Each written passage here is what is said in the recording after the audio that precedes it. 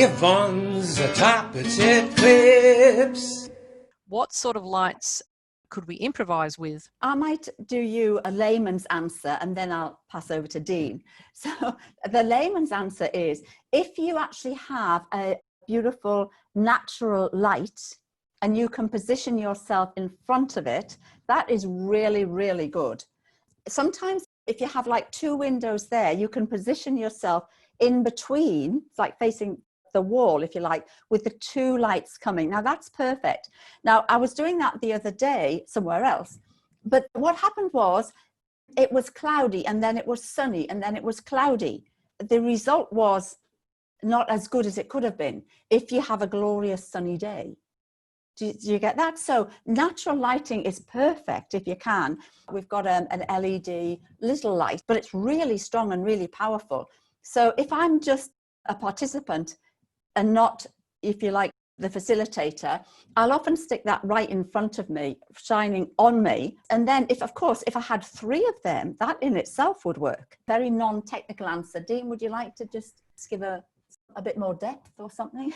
I thought that was a very good answer. Actually. Oh, thank you. Oh, yeah. I thought it was a very good answer. I guess my question would be, have you got any recommendations for some general lights we could maybe get? The best thing to do is just type in a starter's kit for video lighting, yeah. and you will see some of those images that were in our PowerPoint, and you'll go, oh, that makes sense.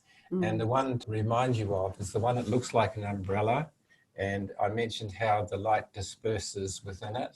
Imagine rather than having a straight light coming from the source, it's creating a light from the whole essence of the umbrella. A couple of tips though, giving a bit of shadow under the chin is a good idea, rather than, as you can understand, if it goes the other way, I'll look like a horror film. So, yes. But yes, I have a light here, so if I put that on, it doesn't necessarily... Oh, that's not good. Well, actually, so, yeah. That's a good thing, because it might lead into something I didn't have time to explain. In the old school, the backlight seemed to be important, but in the new school, if too much backlight is there, it puts a silhouette in the process of who we see for you. So the light you just turned on silhouetted the camera to the fact that we saw more of the light and less of you. A backlight is just a thing that helps to see the top of your head and give some shape to it. And the way I've got round it is that with these powerful lights we've used, I've sometimes put them straight up into the ceiling, and it filters down like all around us, and I don't have those problems like I found when we said there was a shade on this side more than the other.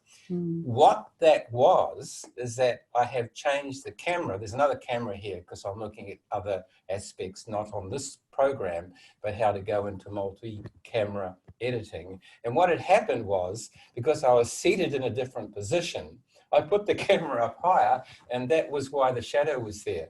So as I say, you move one thing and everything else changes. So there's a lot of depth to what you're saying, and thank you. You did it well. Thank you. Thank you very much indeed. That's been very helpful. Thanks. Lovely.